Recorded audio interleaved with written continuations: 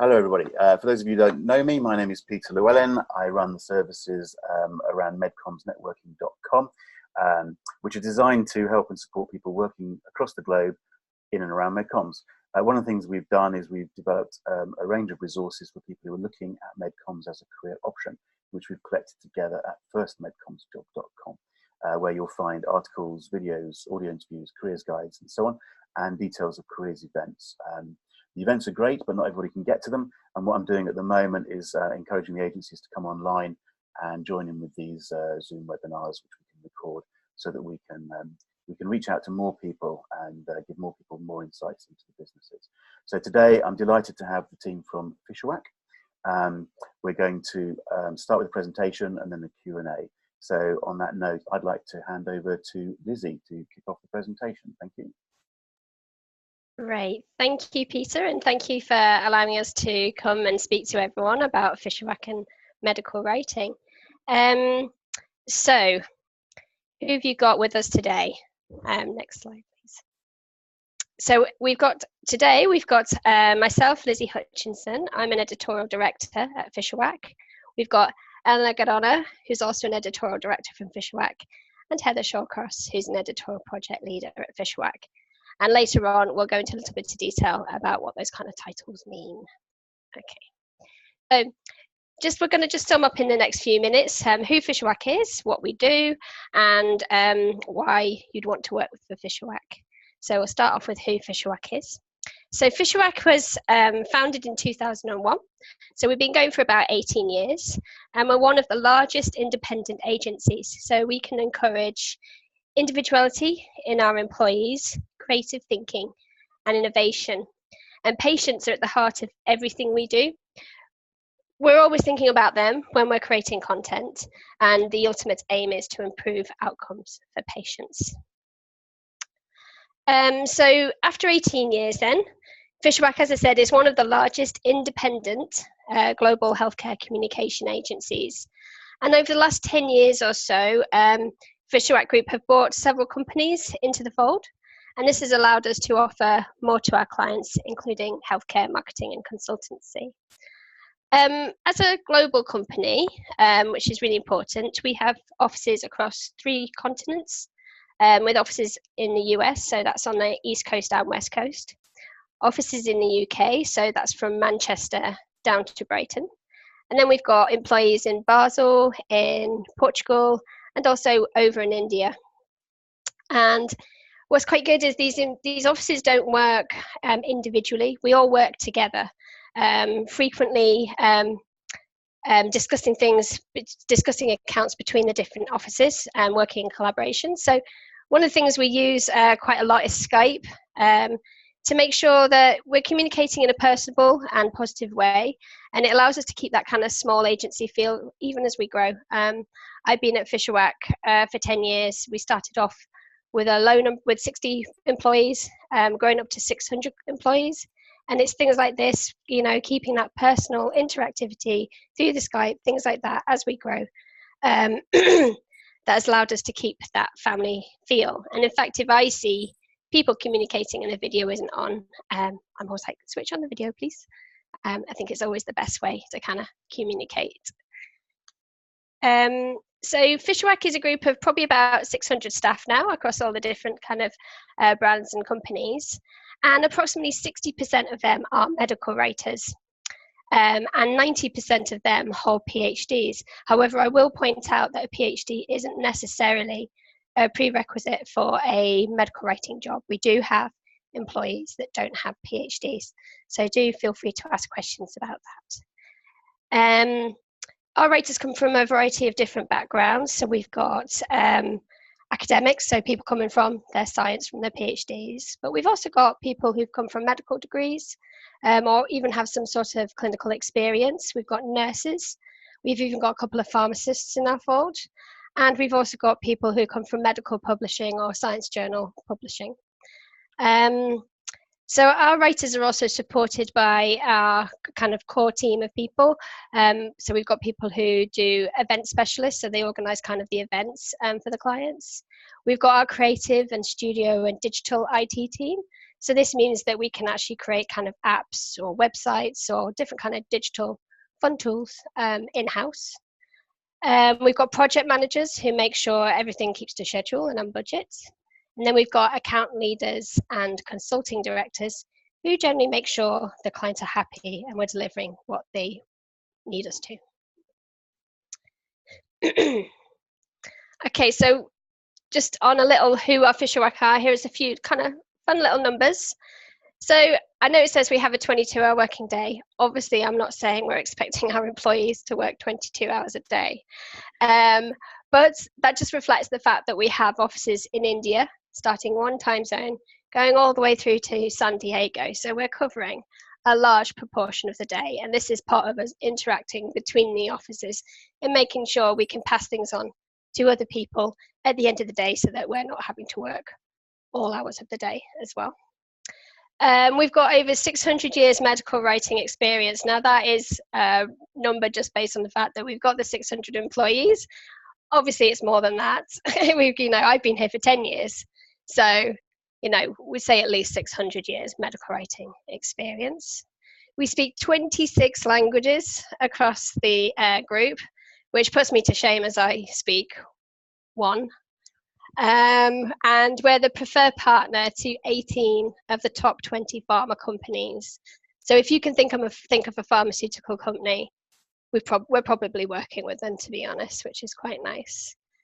So we do a lot of work across the company, and this is just a little snapshot of what we might work on in 1 year. So we've done 150 meetings, 56 advisory boards, standalone meetings.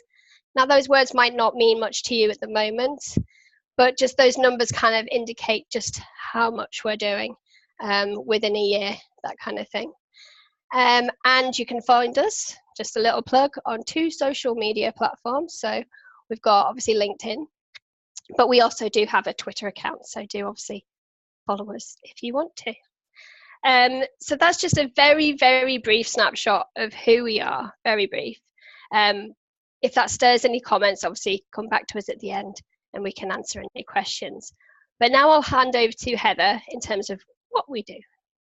Thanks, Lizzie. Yeah, so like Lizzie said, that's a bit about who we are, but maybe some people might not be as familiar with what we actually do on a day-to-day basis in MedComms. So as Lizzie said, who it is that we work with is a range of pharmaceutical and biotech companies from across the globe, and I'm sure you'll recognise some of the names there. These are just a snapshot. There's many others as well. And within those pharmaceutical companies, we work with a variety of different client types. So we work with medical teams who are really focused on the clinical aspects of the work, the commercial teams who are focused more on the promotional aspects of the work. And we also get a chance to work with doctors, professors, nurses. So we're really lucky that we get a chance to work with the people who are really involved on the front line, in the science, treating the patients. And while it's not often that we get to work with patients, although sometimes we do, as it was mentioned earlier, everything that we do, the patients remain at the heart of that ultimately, because our ultimate goal is to try and improve patient outcomes and their treatments. In terms of therapy areas, if you can think of a disease, we're working on it or we have worked on it. There's a whole host. These are just some examples. And I think what it really indicates is that there's a real variety and a real breadth of different therapy areas that we work on. So it's great because you can get a chance to branch out a little bit and work on different areas. And what it is that we actually produce, well, it's more than just manuscripts. I don't know how familiar the attendees are with the different types of deliverables that we might work on. Possibly most familiar might be the left-hand box, the publications. So things like journal articles, abstracts, congress presentations. And while these are definitely the bread and butter of what we do, there's a lot of different varieties of jam that go alongside that. So we do things like slide decks and infographics, digital projects like animations and websites, events, as we mentioned before, symposias, workshops, ad boards, and then strategic projects as well. So a whole variety of different things beyond just manuscripts. And if anybody wants to pick out on any of these in the questions at the end, then obviously feel free to do so, and we can talk in a bit more detail then. So that's just a real sort of whirlwind guide to what it is that we might actually do on a day-to-day basis. And now Elena's going to take over and talk you through what sets Fishawack apart from from the rest. Thank you, Heather. So yeah, indeed, why come and work with Fishawack? So, well, we are just a friendly, collaborative and people-focused company, and I would like to show you a little video which just shows you what our culture is and what is it like to work for Fishawack.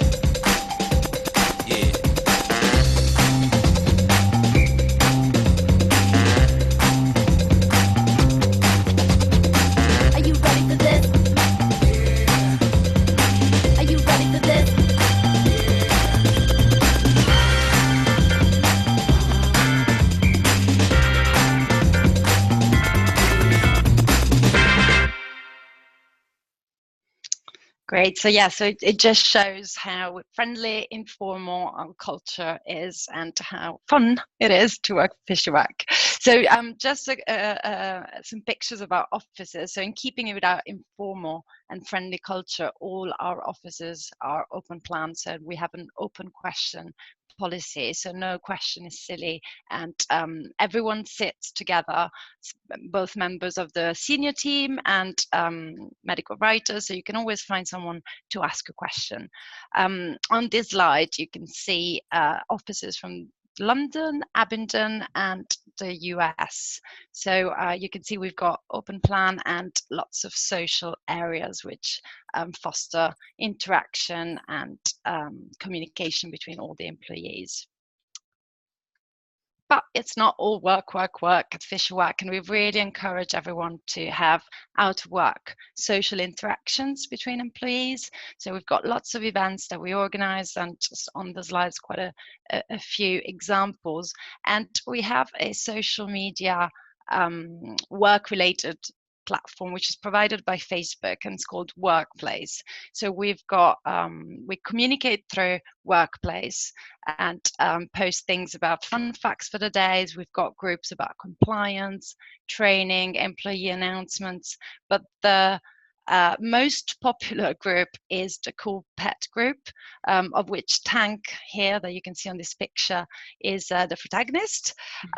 We have lots of pet lovers in the company, and we just all like to have a laugh at least once a day on the Cool Pet group Workplace. Next slide. So what sets us apart as well is our tried and tested training program, which is STEPS. So this is there are 3 components to it. There's internal training, external training, and on-the-job training. So as part of the internal training, we have a platform called Bridge, which provides relevant training using different formats, so video, PowerPoint, and on different devices. So you can basically train on the go and at your own pace. We always also have lunch and learn session, which helps us to keep informed on recent development in MedComms, as well as recent developments in therapy areas. We have also lots of external trainings for all seniority within the company, so for junior writers, and soft skills for more senior writers. So for example, we have a new writer course, which is a 2-day course where an external trainer comes and provides the basic of medical writing, and all the new writers attend, and it's a wonderful opportunity not only to learn and get tips about how to best become a medical writer, but also to meet with your fellow colleagues and from other offices. Yeah, so that was actually my first day on the job, was I got to go on the new writer course before I even got to go to an office. So that was really enjoyable. Yeah. And just to emphasize as well, I mean, we do provide those courses throughout the career. So it's not just new writer. I was on a course last year, the end of last year, which was more for senior people about kind of the sales training and things like that. So it's something we support throughout your career.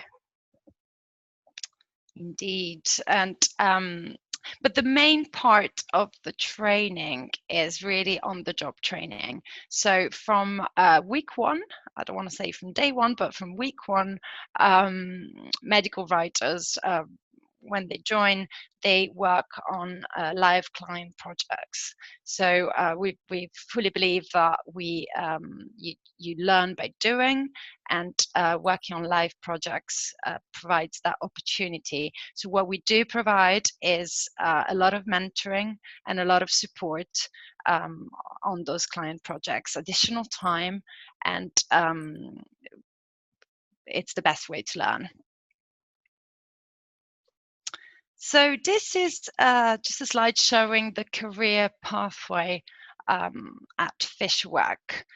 What is important to highlight here is firstly that we start off as medical writers. So everyone starting off at Fishawack will start off straight on live projects, as I was saying, and therefore there's no associate medical writer, straight onto a medical writer. The other important thing to mention is that the promotion is based on merit. So you can see that there's no guidelines on the timing that it takes to go from one job role to the next, because it's very much dependent on the individual. It could take 6 months, it could take more years, and there are no set times when we promote. It's literally when the person is ready. In keeping with our people-focused company culture. And then the other thing to note is that we have 3 different directions that you can take once you get to editorial project leader, and those are scientific director, which is more focused on the science, editorial manager, more focused on the team, and business manager, more focused on the client. So obviously they're all again similar roles, but focusing on slightly different parts of the job depending on your wish and what you're good at. So a little bit about my journey and how I got to Fishawack. So I started off, I did a PhD in cardiovascular, and after my PhD I did a postdoc.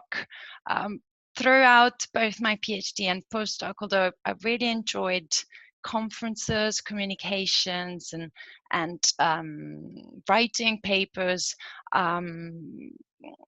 abstracts, oral presentations, as I was going through, I just realized that the lab was not for me, and so I started getting involved in other activities which were focused on the communication side. So for example, public engagement, work experience in the British Heart Foundation press office, just to see what else was out there. I must admit I never heard of medical writing before until I went to one of Peter's events which was introducing medical writing as a career. And that really changed my life, because after that I hadn't even finished my postdoc, but I knew that's what I wanted to do.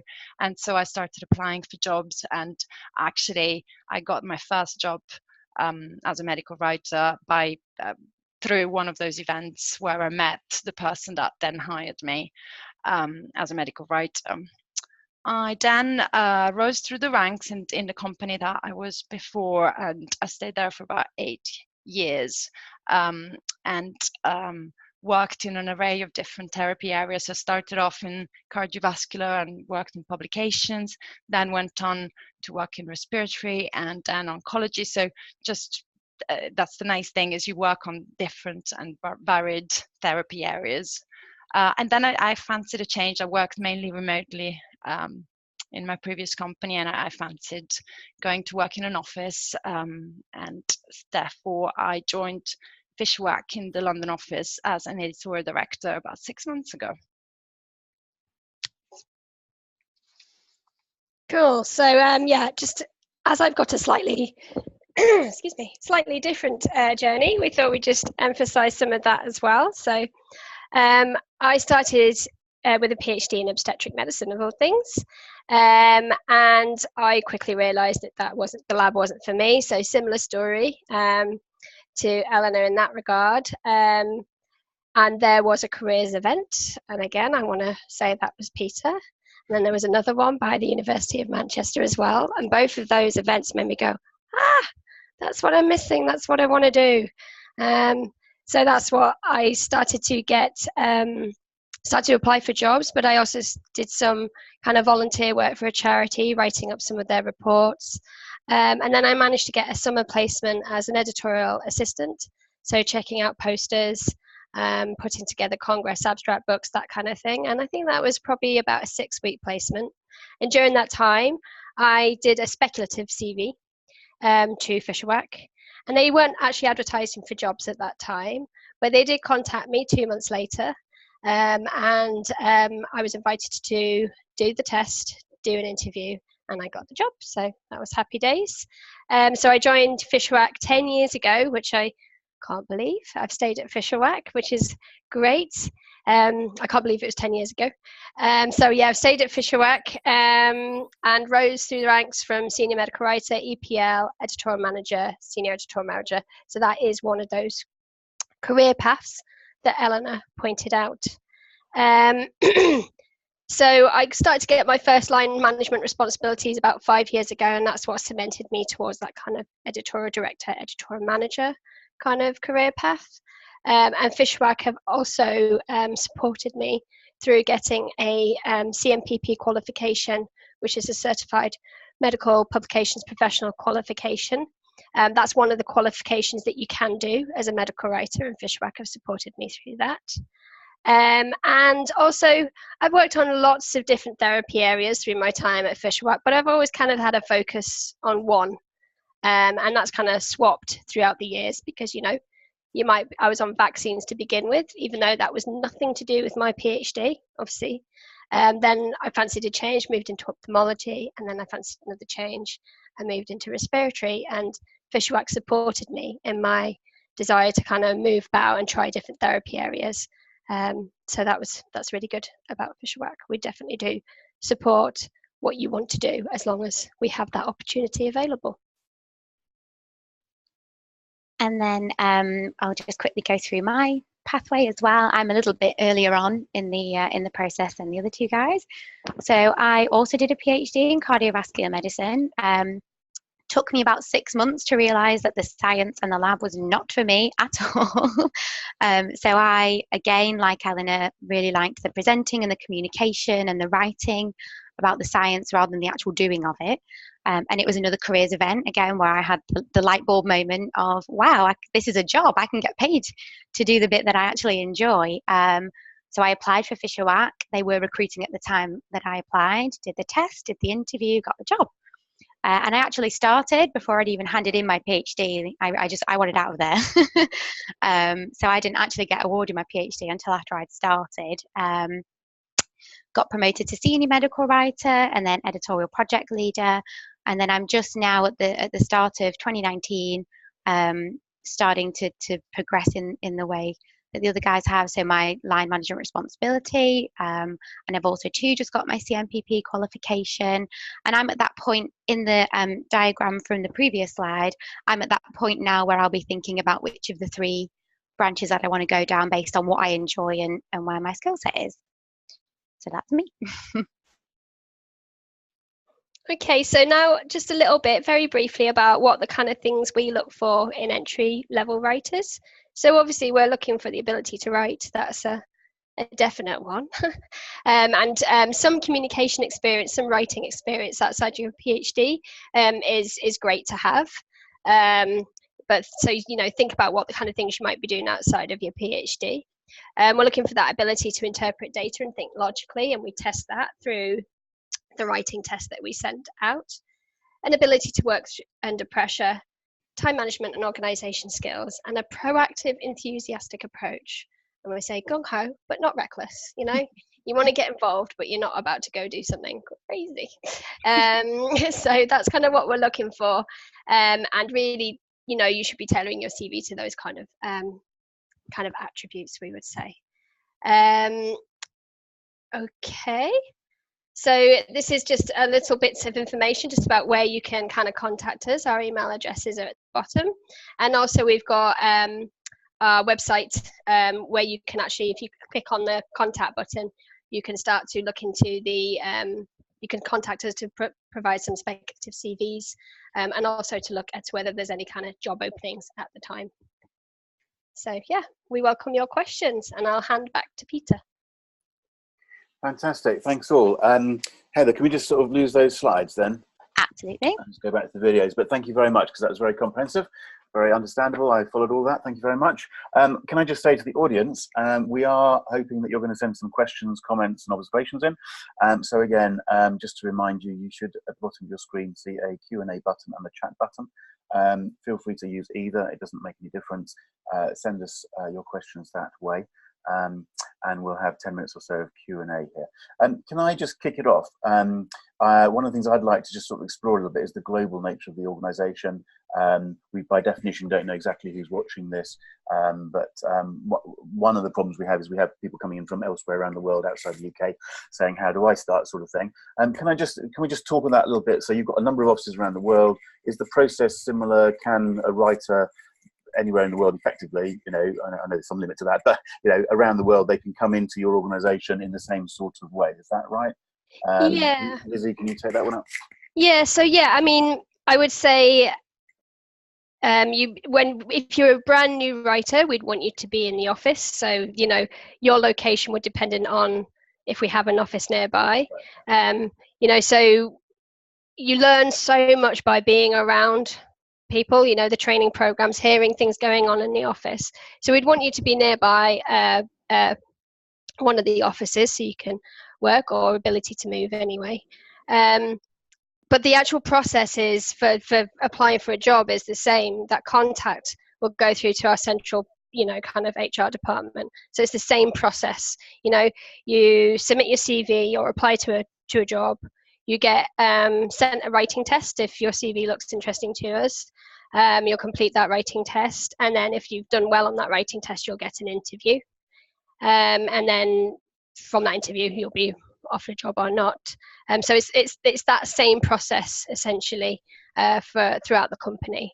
But yeah, we would want people to be able to work from the office as a new writer. Further down the career path, once they know what's going on and, you know, are a good writer, then, you know, we've got lots of flexibility, ability to work from home, you know, ability to change your hours because circumstances in life change, you know, that kind of thing. So yeah. Okay, so that's good. I mean, there were two parts. I mean, I phrased my question perhaps badly. So, but the point is, you have got a number of offices around the world. Yeah. Not just UK based. So let's just make that clear point. Yeah. And those offices around the world are all looking to recruit people in a similar sort of a way. Yeah? Yeah. However, the point you make, which is a very important point, because a lot of people, and it's worth reiterating it, although it does tend to come up at each meeting, people will say to us, you know, I live in wherever it is, you know, can we start on a remote basis or something, a part-time basis, wherever. And the consistent story, I think, from all the agencies, yourselves, and you just reiterated it, is that you really do need to get into the office environment, be part of the office environment. It's not just you being difficult, it's just from a training point of view, it is really very, very important. So I think we just need to keep emphasising that to people. And then the point you make, which is also very important, is the opportunities open up very rapidly. And I guess you, like all the other agencies, have quite a lot of flexible working, and people can end up doing a variety of of hours in a variety of ways, I guess. So that's all good. What the questions come in about the writing test and assessment days. I think you effectively already, you don't have assessment days as such, is that right? I guess you've just explained the process. And just to cover off another possible question, you don't do internships as far as I know, is that right? No, we don't do internships at the moment. We have been discussing the possibility of having kind of an open day. That's a discussion we're having, but something that's still to kind of TBC, as it were. Okay. Let's just go a bit further. Okay, so let's just follow this couple of questions coming in. So is the option, you're talking about the STEPS program, and I think again we might need to just reiterate the fact that you did say that the STEPS program is a training program for everybody throughout their career. It's not a career, it's not a training program for new writers, which some of the other agencies now have. So I think the question, Shiraz, you're saying is the option to move between offices during the STEPS program. The point is the STEPS program is supporting you throughout your career. So turn it around slightly and say, what are the options for people to join in one office in one part of the world and move globally to the other offices? Is that something that happens? Yeah, we've just had someone do that. Yeah, they moved from the west coast of the USA to the UK, and we were able to support that. So yeah, it's something that can happen because, as you say, circumstances change for people. People fancy a change, and it's something we welcome. And that's one of the benefits of being part of this global sort of organisation. That's it does seem to grow by the month, actually, doesn't it? You add another company in every month. So.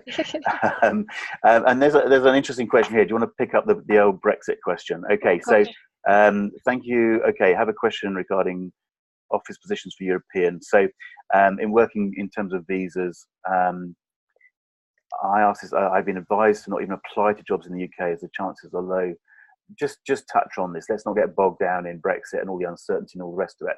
But if you want to work in the UK from outside the UK, are you supportive of visas and so on? What happens in those situations?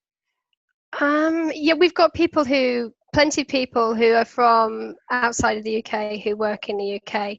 How Brexit things changed that, but we're supportive of people, working in the UK. We've also got our Swiss office as well, which I know that's outside. Anyway,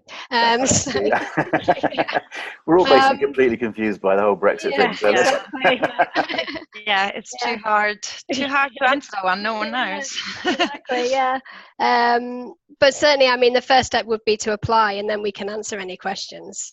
Okay. I think that would probably. I think maybe this is touching on. I mean, some companies I know would say very straightforwardly, we don't support the visa application process. So if you've got the visa to work in the UK, you're okay. If you're not, then we can't support it. So, but it is getting quite a little bit complicated and uncertain. So I think we probably just have to accept the fact that there's going to be a period of uncertainty for a while. Yeah. Okay, well, Paul, you said, is it possible to gain the CMPP qualification when working at Fishawack? But basically, at least two of you, I think, have said that that's absolutely no problem. CMPP, you explained, is the publications qualification from ISMAP, which I think I will say, because I think there's a band of people who like to say CMPP isn't about writing, it's about publication, planning, ethics, and so on. So it's it's part of the process, not a writing qualification as such. Sally, you're asking, does each site, by which I presume in the different offices around the world, concentrate on specific therapeutic areas or specific clients, or is there a mixture? No, so across all of our offices, across all of the different locations that we work across a range of therapy areas, a range of clients. It really is really integrated across the different locations. So the majority of teams who focus on a particular therapy area with a particular company will most likely have members from the US office, from the UK office, from different offices around. So it really is interconnected. There's not very much siloing going on. Right, and again, that's something I just thought maybe we'd just touch on for a minute too. Again, it's the global nature of the organisation, and you really do have global teams, don't you, or global teams working on accounts. So, and you talked about how you use the technology and the Skype and so on to keep it together. So, I mean, that's again, I think people can underestimate just how effective that way of working can now be, because the technology allows it, and you can have your 22-hour working day sort of thing. But I'm just reiterating a bit what you said, but that is really a part of the inbuilt sort of structure of Fishawack, isn't it? Is delivering that on that basis, yeah? Indeed. Yeah, definitely, and maintaining that friendly family feel, even though we are spread across the globe and across how many hundreds of people, it does retain that that level of interaction is great. Okay. Again, just to ask a question which comes up, and I'll try and phrase this in the right way. That people will ask, you know, is it important to be a native English speaker in order to work for MedComms? I mean, by definition, you've got a global team, so they're not all native English speakers. But is it still fair to say the vast majority, at least the vast majority of work is done in English? Therefore, written English is going to be very, very important. I mean, Eleanor, I'm going to ask you obviously to comment on this if you don't mind. I was gonna take that one.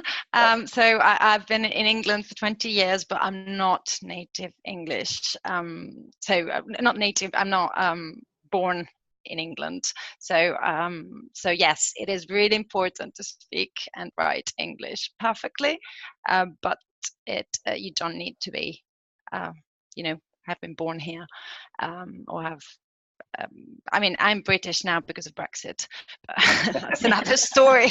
Okay. But just go a little bit further than that. Is it? I'm saying the vast majority of the work you produce across the offices is in English. But it is indeed. It is, yeah. I mean, having said that, then you have offices around the world. Is there at least some work that's done in local languages, or how does that get dealt with, or is it just a very, very small, negligible amount? It's a very small, negligible amount, and usually it's using translation companies. Okay. So, yeah. Okay. All right. Cool. So it's mainly English, definitely. Okay. Cool. Okay. Again, encouraging you to send your questions in here if you've got some more questions. Talking about the training program, which I think is something that's worth pushing a little bit. I think, okay, so you've said it's throughout the career. It's presumably steps is across. I know we're focused on writing, but this is across all the roles, isn't it? Yeah. It is. Okay. And I mean, I don't know. How does it work? Do you have points? Do you have certain levels you get to? How does it work? Is it very formalized, or is it not like that? So yeah, you get assigned certain amount of, depending on your level, you get assigned lots of different trainings, and you can get assigned training whether you're a new writer, depending on your level. You get assigned different types of training, and your line manager can assign training to you as well. And you can also assign training to yourself, so you can go and look. Okay. All the trainings are really relevant, and if there's something you're interested in and you fancy trying out, and you just want to take a training on, you can do that. And all the trainings are then logged, so as you go through, then you can see the ones you've done and the one you still need to complete. Certain trainings need to be done on a yearly basis, or some compliance training, but yes, it's basically you review those with your manager, just to make sure that you're on track. Okay. On a regular basis. Okay, but it's not as simple as saying you have to gain 30 points before you get promoted to the position, or so. It's just a part of it. Not as formal as that, no. Okay. Again, a question that often comes in, you made the point, which is an important point for people to clock, that you don't have associate medical writers, so you come in as a medical writer, yeah? And the terminology sometimes confuses people, and it does vary across the agencies. But if I'm a particularly well qualified, experienced postdoc with 40 publications behind me and all the rest of it, is there the opportunity to come in as as a principal writer, or do you literally go, you're a writer because you're coming into our business to start at the beginning, and then you go on from there? Again, is that, I'm getting nods, so that's basically right, is that? Yeah. Yeah, usually the way we think about it is that if you don't have any previous medical communication agency experience, you're a new writer. Obviously, that there are occasions when it would need to be looked on an individual basis, but that's the rule of thumb. The fact that the promotions, as I was saying, are merit based and there's no timeline to them, it means that if you come in as a medical writer, you're doing extremely well and you're literally fast tracking your career progressions, then that's absolutely fine with us, and you can fast track it and get to higher levels very, very quickly. So coming in as a medical writer doesn't mean that you'll stay a medical writer for this amount of years. You can just jump up very quickly. Okay. Just with one eye on the clock, I'd like to sort of start heading towards wrapping up the sort of recorded part of this session. Can we just, I mean, maybe this is putting you all on the spot here, actually, but yeah, can each of you, if it works, what's your sort of, if you were faced with someone, you know, wanting to be a medical writer, what's your tip? What do you think they should be doing to make themselves more attractive to you, I suppose, is what it's coming down to. If you're a PhD postdoc or whatever, so you're not quite at the stage where you're applying, you're heading that direction, what do you advise people? What sort of things can they think about to be doing to get on the CV? Can I take you in order and put you on the spot? But Lizzie, go on. Yeah, I mean, I would say think outside what you could be writing about outside of your PhD. So we've had people who've got science blogs that they've got going, and that's quite nice. We had one person who was doing some oncology research as part of her PhD, and she actually contacted cancer research and asked, would you be happy, would you be interested in us, you know, kind of writing up research for your website, that kind of thing. Do you know what I mean? So it's trying to add some sort of writing experience to your CV that sets you apart. So those kind of little things work. I mean, as I said, for me, I managed to get a summer placement as well. That was after my PhD, admittedly, where I did just some poster checks, some editorial checks, that kind of thing that shows that was the industry I wanted to be in, that kind of thing. Okay, Yeah. go on. That was very good. Eleanor, have you got anything to add to that? Yes, I guess one of the things that when we interview is we want to make sure of is that medical communication is really what you want to be doing, and that's your passion. So I mean, other than what Lizzie said, is that try out by writing and having you know, I did some kind of press office experience, and anything that adds on to show that that's really what you want to do and that's your passion. But also research well into what MedComms is and what it's about. So watch this video. That's already really important, just to that when you come to interview and when you that you know that's exactly what you want to do. Just know about what you're getting yourself into. Yeah, okay, so research the area. Heather, I'm your last, so what's your got a little gem to throw in there? They've already said that. No, definitely echoing again. Yeah, any writing experience, think outside the box. What you can do to bolster the level of experience that you have. But also, as we touched on in our personal journeys, is go along to the careers events, you know, the MedComms networking events, if you've got any careers events by your institution, and go and talk to the writers. Quite often there'll be a lot, you know, a good contingency there to go and actually just talk to people, you know, what's it really like, what do you do on a day-to-day basis, and just try and get a picture of what MedComms actually is, because it seems to be one of those things that people have never heard of it, or they're not really sure how it works, and then once they find out, it's like, wow, this is great. Yeah, but can I just add to that? I just say, like, if you're at one of those events, don't be afraid to come up and ask questions and engage with us, because we will remember you. You know, when you submit your CV, we'll be like, oh, right, I know that name. You know, it's that kind of thing. If you engage with us and you've spoken to us, that really does actually, it does help. Absolutely. You know? Okay. Absolutely. What I'm going to do is I'm going to stop that the recording in there. So, but to the members of the audience who are listening, don't all run away, because we're all quite happy to sit here and carry on chatting.